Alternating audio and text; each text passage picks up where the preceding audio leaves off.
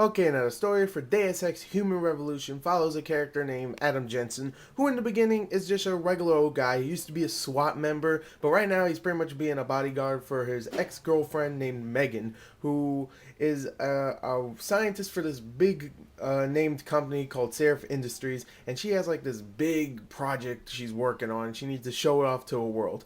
And he has to protect her so she can go and do this. Of course, bad stuff happens. A lot of people die, including Adam Jensen's ex-girlfriend Megan, and he gets severely wounded, and he has to get augmentations for his arms and like his back and his legs. So pretty much he can go back and do everything else. So now he's pretty much half robot, and he has to go find out what this conspiracy is, why his ex-girlfriend got attacked, who attacked him, who did this, and why. Pretty much the story in this game is actually fantastic. I love the story in this game. I love the characters. Adam Jensen is a badass character.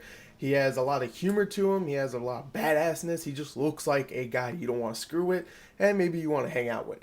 He's a cool ass character. And everybody else is a great character too. I was very, very surprised to see that all these characters are great. There was no characters that really annoyed me. I loved the story. I really did. Anyway, there you go. The story is great. Let's go on to the sound.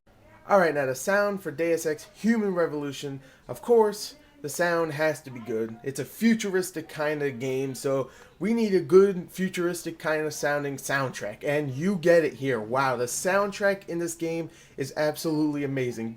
I'm so happy I actually got the Augmented Edition, which actually includes the soundtrack, because this soundtrack is amazing. It really, really is. I love the soundtrack in this game. Now, the voice acting and the sound design. The sound design is actually really good also. Not much else to talk about with the sound design. The voice acting, holy crap. The voice acting actually took me by surprise. Whoever voices Adam Jensen, you Christian Bale sounding motherfucker, I love you. You are a badass. I want you to voice every character because I love his voice. I don't know why. I love his voice. It's like Christian Bale if you could understand what he was saying when he spoke like Batman. He is a great voice actor. Everybody else did a great job, but him, holy crap. I love you. Anyway, the sound is amazing too, just like the story. Let's go on to the graphics of the game. Alright, now the graphics for this game. I thought the graphics were really, really great. I really did. I did not think they were the best ever, but I will say this. I did love the art design for the graphics. I did love how the environments looked, how futuristic the place looked, how dark and grim it looked. Usually I don't like games that are dark and grim and like brown and gray, but this one definitely won me over with its look. It's supposed to be Detroit, you know, that's pretty much where the main game is set, and then you go to China halfway through, and I gotta say, the environment looks great. The character models, for the most part, are really good. Definitely your main character, Adam Jensen, and all the other characters that you come across too. I would say maybe not the non-player characters. There's a lot of those. Maybe I would say the players you come across in the city when you're roaming around, because this is kind of a free roam game.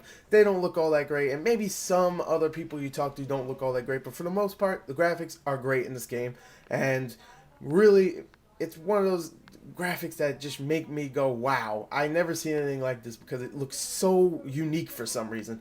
Anyway, there you go. There are the graphics. I love them too. Let's go on to the gameplay and wrap this review up. Okay, now I got pretty much through those other three categories pretty quickly, so I can talk about the gameplay because there is a lot. I mean, a lot in the gameplay. I mean, seriously, there is so much in this game.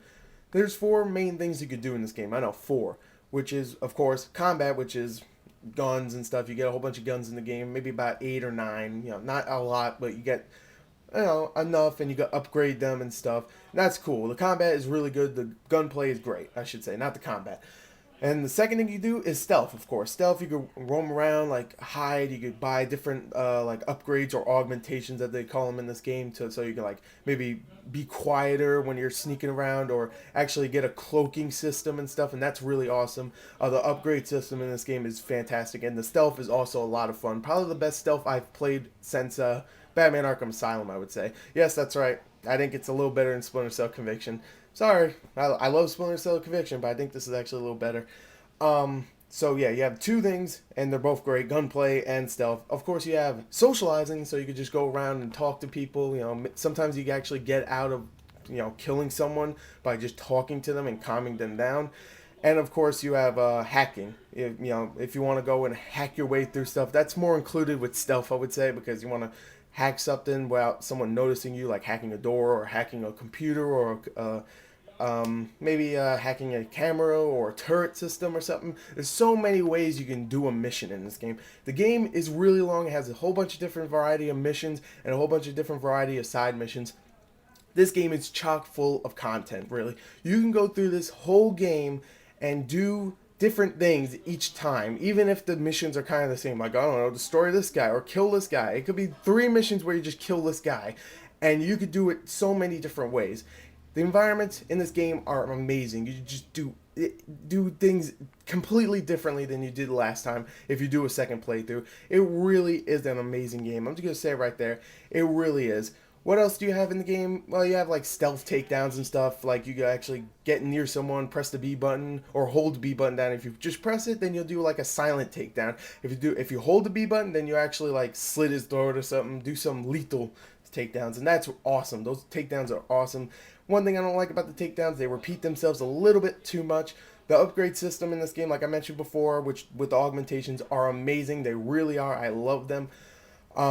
That's really it. Other things you could do in the environment, you can roam around the environment, sneak around in vents, hack computers, look at emails. There's so much you can do in this game that I just want you to figure out everything else you can do. You have to play this game. There's so much stuff you can do.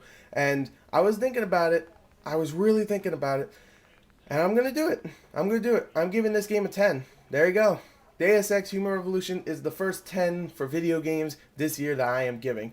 There you go. Deus Ex is an amazing game. It lived up to my anticipations so much. I love this game, and I can't wait to play it again. There you go. There's my review for Deus Ex. Hope you enjoyed it. Thank you, and goodbye.